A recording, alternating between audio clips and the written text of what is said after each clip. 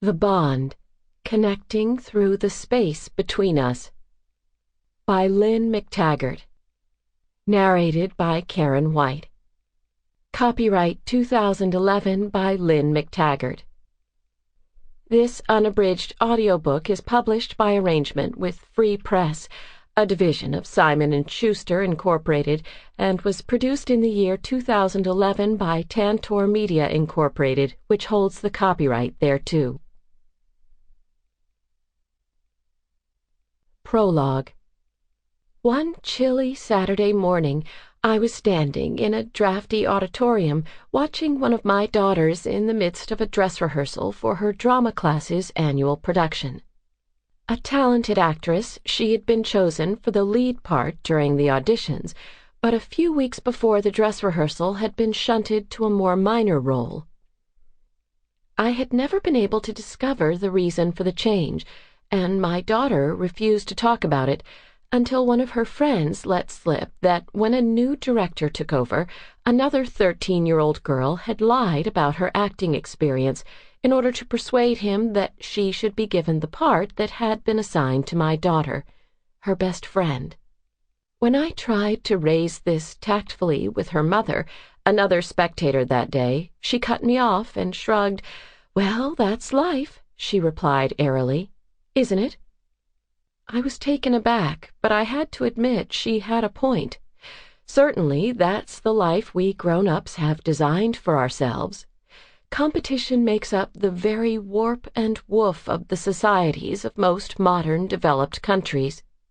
It is the engine of our economy, and it is assumed to be the basis of most of our relationships, in business, in our neighborhoods, even with our closest friends. Being first, no matter how, has permeated our lexicon as a given. All's fair in love and war, survival of the fittest, winner take all. He who dies with the most toys wins. It is hardly surprising that highly competitive tactics have crept into the social relations of our children, leading to transgressions large and small. I began to think about the social exchange in my own neighborhood, and about how much of what psychologists call relativity awareness has played a part. How many children do you have? What kind of car do you drive? How many vacations are you off on this year? Which college has your kid gotten into? What's his or her grade point average? Where, in other words, do you fit on the social ladder? Even the best of us have internal moments like American Psycho's Wall Street trader Patrick Bateman, when, regarding his colleague's exquisite new business card with alarm, "Oh my God," he thinks, "it even has a watermark." Nevertheless, the notion that competition is a fundamental human urge made no sense to me from a scientific perspective. I write about frontier science, and the latest evidence from many disciplines, from neuroscience and biology to quantum physics, suggests that nature's most basic drive is not competition, as classic evolutionary theory maintains, but wholeness. I'd seen a good deal of new research demonstrating that all living beings, including human beings, have been hardwired to seek connection above virtually any other impulse, even at personal cost. Nevertheless, our current paradigm, as provided us by traditional science, maintains a view of the universe as a place of scarcity, populated by separate things that must turn against each other in order to survive. We've all simply assumed that's life. Furthermore, it might have been our view of life, but it certainly wasn't true of the one animal closest to hand, our dog Ollie. There is nothing dog-eat-dog about Ollie's neighborhood. He doesn't have much time for humans, but he is kind to every dog he meets on his walks. He regularly shoves Bones under the fence for T-Bone, our next-door neighbor's Affenpinscher. In fact, he saves the biggest bones for her. Ollie's relationship with T-Bone defies every current biological description about the imperative to act selfishly. Since T-Bone is neutered, There's no personal genetic advantage to courting T-Bone, no possibility of extending the family line. Nevertheless, when T-Bone visits, Ollie will raid our garbage wheelie bin, fishing out a chicken carcass for her to feast on, then offer her unfettered access to his own food bowl, his pig's ears, and his toys. Although T-Bone is smaller than he is, when Ollie plays with her, he often lets her win just to keep her in the game. I began to ask myself a basic question. Does it have to be like this? Were we meant to be so competitive with one another? Is it inherent in animal and human biology? How did it get like this? And if we're not this, what are we supposed to be? Since that dress rehearsal, I've been thinking that at some point we'd torn up the social contract and forgotten how to come together. Somewhere along the line, we'd forgotten how to be. It doesn't have to be like this. As I began researching this book and studied the latest discoveries in a vast array of disciplines, general biology, physics, zoology, psychology, botany, anthropology, astronomy, chronobiology, and cultural history, the more it became clear to me that the lives we've chosen to lead are not consistent with who we really are. I discovered other societies that live very differently from us, with a worldview more in keeping with the findings of the new science. These cultures conceive of the universe as an indivisible whole, and this central belief has bred an extraordinarily different way of seeing and interacting with the world. They believe that they are in relationship with all of life, even with the earth itself. We see the thing, they see the glue between the things, the thing that holds them together. The essential thing for these societies is not the individual, but the relationship between individuals, which they view as a thing in itself. They've understood the essential nature of humanity as a coming together, a communion, and as a consequence, they live happier lives, with lower divorce statistics, fewer troubled children, less crime and violence, and a stronger community. They have chosen a better way to live, a more authentic way to be, the way I believe that you and I were meant to live, and they do so because they've bought into another narrative, another world view of who we are and why we're here than that espoused by our culture, most particularly by our current science. I wrote this book to prove to you that we are operating according to an outdated set of rules. I want to show you that the scientific story of who we are has drastically changed, and that we must change with it in order to survive. The competitive impulse that is now a major part of our self-definition and that forms the undercurrent of all our lives is the same mindset that has created every one of the large global crises now threatening to destroy us. If we can recover wholeness in our relationships, in my view, we will begin to heal our world. My hope is that reading The Bond will give you a better neighborhood than the one you have now, so that constant comparison and stealing roles aren't part of the rules of the game. It should be pointed out that this book is emphatically not an apology for communism or socialism, nor is it a new economic or political model. I enjoy the freedoms of democracy just as I suppose you do, if not the recent excesses of the economic model it has spawned, and after living in the UK for many years, I have witnessed firsthand the shortcomings of certain of its older, more socialist policies. The ideas in this book are not meant to disparage either science as a profession or the discoveries of the great geniuses of science like Isaac Newton or Charles Darwin. I am emphatically not a creationist. Nevertheless, science is a relentless process of discovery. No one scientist writes the final story for all time. As new findings come to light, new chapters constantly revise and even supplant earlier versions. Currently, we are undergoing a radical revision of our understanding of ourselves and our world. Many of the theories we have held sacred, including the original theory of evolution, are being refined as more information about the nature of our world unfolds. I hope to offer you the first roadmap of how to live according to this new scientific story.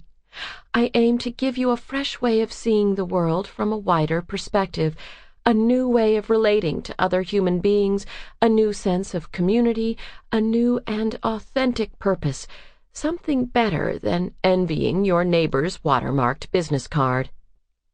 I intend to demonstrate to you how easy it is to live in wholeness, how tiny changes can revolutionize your life and the life of everyone around you. It doesn't have to be like this, not for one more day. Lynne McTaggart, December 2010. Introduction. We sense that we have reached the end of something. Since the millennium, commentators of every variety have been trying to get a handle on the collective significance of the continuous crises besetting us in modern times.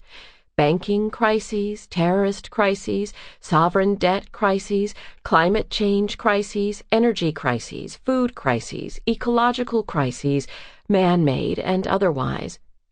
The world as we know it is going down, a Wall Street broker told reporters in September 2008, after Lehman Brothers collapsed and Morgan Stanley threatened to follow suit.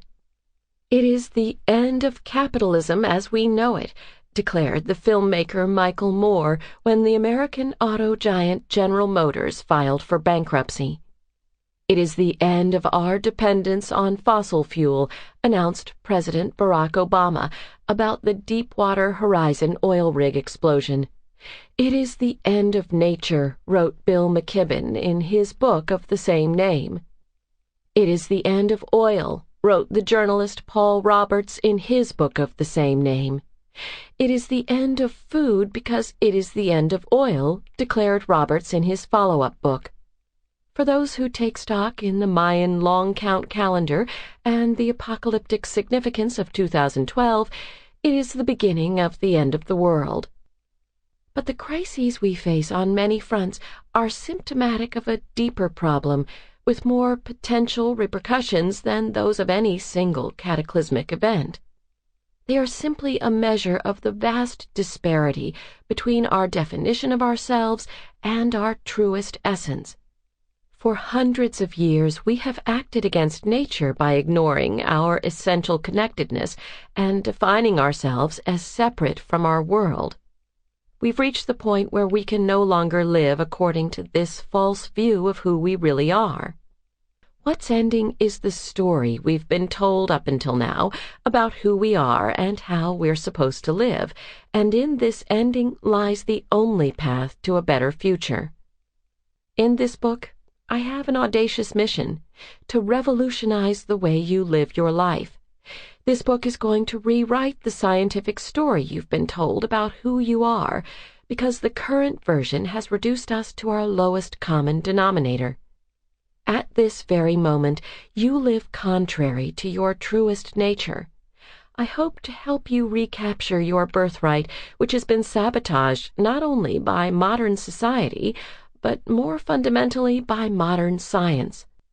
I wish to wake you up to who you really are, to do nothing less than to return you to your authentic self. The leitmotif of our present story is the hero up against it all. We take it for granted that our life's journey is meant to be a struggle. Consequently, we remain constantly vigilant, poised to wrestle with every behemoth, at home, at work, among our acquaintances and friends, that strays across our path.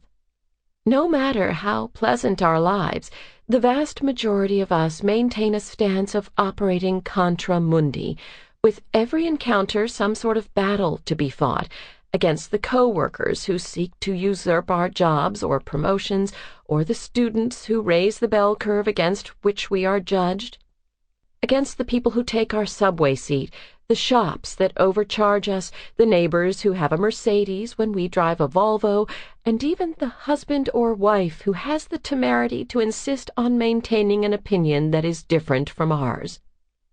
This idea that we operate against the world has its origin in our basic understanding that this self of ours, the thing we call I, exists as a separate entity, a unique creation of genetic code that lives apart from everything else out there. The most enduring statement we make about the human condition, the central fact of our existence, is our solitude, our sense of separation from the world.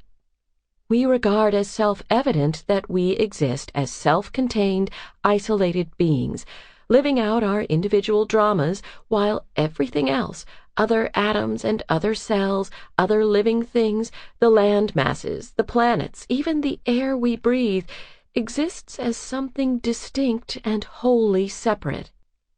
Although we begin life from the uniting of two entities, from there on in, science tells us, we are essentially on our own.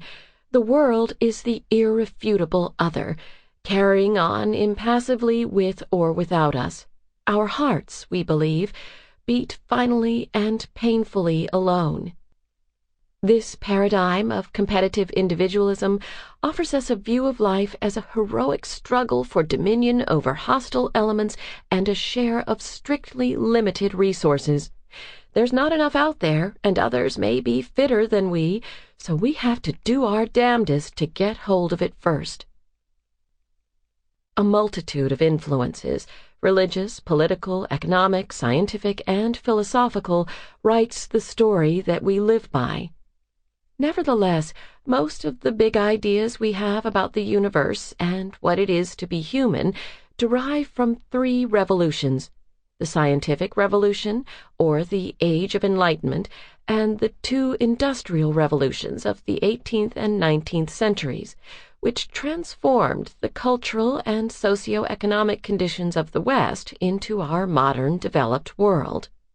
These movements largely created the modern sense of our own individuality by drastically altering our vision of the universe from a harmonious, benevolent, and interconnected whole to an amalgam of separate and unrelated things competing with each other for survival. The scientific revolution launched a relentless march toward atomization, as scientists believed they could understand the whole of the universe by studying its individual components. With the publication of the Philosophiae Naturalis Principia Mathematica in 1687, Isaac Newton, the father of modern physics, described a universe in which all matter was thought to move according to certain fixed laws within three-dimensional time and geometrical space. Newton's laws of motion and gravity depict the universe essentially as machine, a vast clockwork of separate parts that can always be relied upon to follow predictable behavior. Once Newtonian laws demonstrated that the trajectory of virtually everything, from single objects to the motion of the planets, could be reduced to a mathematical equation, the world came to be viewed as dependably mechanistic. Newtonian laws also demonstrated that things exist independently from each other, complete in themselves, with their own inviolate boundaries. We ended with the hairs on our skin, at which point the rest of the universe began. The French philosopher René Descartes wrote of man's essential separation from his universe in a philosophy that banished any kind of holistic intelligence from nature and portrayed matter as mechanistic and corpuscular. Even our material bodies lay outside of our conscious selves, one more well-oiled and highly dependable machine. The Newtonian paradigm of world as machine was further reinforced with the arrival of the most influential machine of all, the steam engine. Steam and the development of machine tools not only transformed the production of food, fuel, heating, manufacturing, and transport, they also profoundly affected human beings by separating them from the natural world. In every way, life was broken down into regular sequences. Work was now dictated by an assembly line, and workers became one more cog in the wheel of production. Time was parceled out in minutes and not through the seasons of planting and harvest, and marked through the punching in of a clock. The vast majority of people working in factories no longer followed the rhythms of nature, but the rhythms of the machine. The Second Industrial Revolution in the 19th century introduced modern technology with the advent of steel and petroleum manufacturing and led to the rise of a middle class, which in turn paved the way for modern capitalism and the promotion of the individual and his interests. In An Inquiry into the Nature and Causes of the Wealth of Nations, published in 1776 and considered one of the founding philosophies of economic theory, Scottish philosopher Adam Smith argued that the invisible hand of the market, created by natural supply and demand and competition between self-interested individuals, would naturally best serve society as a whole. He famously believed that we do best for others by giving way to this fundamentally selfish nature of ours and looking out for number one. By pursuing his own interest, the individual frequently promotes that of the society more effectually than when he intends to promote it. Undoubtedly, the scientific discovery with the most pervasive hand in our current worldview is Charles Darwin's theory of evolution through natural selection. When assembling his ideas for On the Origin of Species, the young Darwin was profoundly influenced by the concerns of the Reverend Thomas Robert Malthus on population explosion and limited natural resources. Darwin concluded that since there wasn't enough to go around, life must evolve through what he termed a struggle for existence. As more individuals are produced than can possibly survive, Darwin wrote in Origin, there must in every case be a struggle for existence, either one individual with another of the same species, or with the individuals of distinct species, or with the physical conditions of life. Darwin was at pains to note that his catchphrase, struggle for existence, was not literal but highly elastic, encompassing everything from the search of tree roots for water to the reliance of a pack of animals on each other. It was actually the British philosopher Herbert Spencer who first coined the term survival of the fittest after an enthusiastic reading of On the Origin of Species. After some persuasion, Darwin accepted the term, eventually adding the subtitle, or the preservation of the favored races in the struggle for life. Malthus had provided Darwin with a central metaphor to explain the mechanism behind nature's drive to propagate and thrive, and as an inadvertent consequence, Darwin unleashed upon the world a metaphor that came to represent the human experience, life as war. An individual or population thrives only at another one's expense. Despite Darwin's liberal use of the term, almost immediately the narrower meaning of the metaphor stuck, offering a scientific framework for all the various burgeoning social and economic movements of the day. Most subsequent interpretation of Darwin's work, even in his lifetime, promoted a vision of all aspects of life as a battle over scarce resources, in which only the toughest and most single-minded survived. The English biologist Thomas Huxley, the Richard Dawkins of his day, dubbed Darwin's bulldog for his role as Darwin's vociferous mouthpiece, generously extended the view of dog-eat-dog competition in his belief that it was responsible for the evolution of culture, ideas, and even the human mind. Huxley was convinced that it was in the natural order for human beings to put their own interests above all others. Thanks to newly invented telegraphic cables and advances in printmaking, the wider interpretation of Darwin's theory quickly swept across the globe. Survival of the fittest made for a perfect fit with Smith's brand of enlightened competition in the marketplace, but besides Western capitalism, the theory of natural selection was also used to justify the Chinese Revolution and the whitening of Latin American indigenous culture with European stock. Writers such as the Russian-born Ayn Rand used fiction as thinly disguised polemic to applaud the process whereby each of us attempts to gulp the biggest breath of a strictly limited amount of oxygen.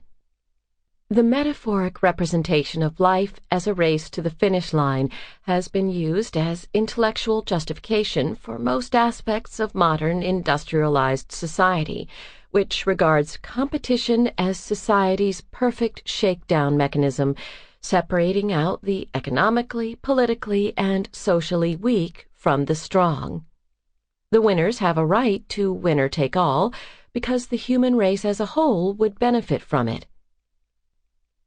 The final important influence on our modern scientific definition of ourselves occurred in 1953, when the molecular biologists James Watson and Francis Crick claimed to have unlocked the secret of life by unraveling deoxyribonucleic acid, DNA, the genetic coding in the nucleus of every cell.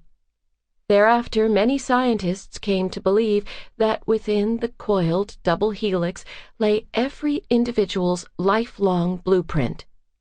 Each of our cells, equipped with a full pack of genes, would live out its pre-programmed future while we were held hostage by our genetic destiny, powerless to do anything other than observe the drama unfolding.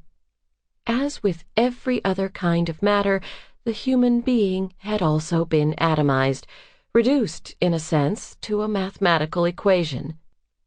Modern-day interpreters of Darwin, the neo-Darwinists, have woven competition and struggle into the latest theories of our biological makeup by proposing that every part of us acts selfishly in order to survive. Our genes, even our ideas, are engaged in competition with other gene pools and thoughts for domination and longevity. Indeed, some scientists invest genes with the power to control every aspect of our lives, considering the body an accidental byproduct of a greater evolutionary endeavor. Modern evolutionary theory has removed any vestigial sense of moral design or beneficence from the natural world. Nature has no stake in cooperation or partnership, but only likes winners of any sort. The vision of a purposeful and harmonious whole has been replaced with blind evolutionary force, in which human beings no longer play a conscious part. Many psychologists argue that competitiveness is hardwired within us, a natural biological urge as inherent as our basic urge to survive. After we stop fighting over food, water, shelter, and mates, the theory goes, we begin competing over more ephemeral prizes, power, status, and most recently, fame. Consequently, for more than 300 years, our worldview has been shaped by a story that describes isolated beings competing for survival on a lonely planet in an indifferent universe. Life as defined by modern science is essentially predatory, self-serving, and solitary. These metaphors, the mechanistic view of the universe, the red in tooth and claw sense of ourselves, have seeped into our consciousness to permeate our everyday. Our paradigm for living today has been built upon the premise that competition is the essential calling card of existence. Every modern recipe in our lives has been drawn from our interpretation of life as individual and solitary struggle, with every man for himself competition an inherent part of the business of living. Our entire Western economic model is built on the notion that competition in a free market economy is essential to drive excellence and prosperity. In our relationships, we extol our inherent right to individual happiness and self-expression above all else. We educate our young by encouraging them to compete and excel over their peers. The currency of most modern two cars in every garage. Sample complete. Ready to continue?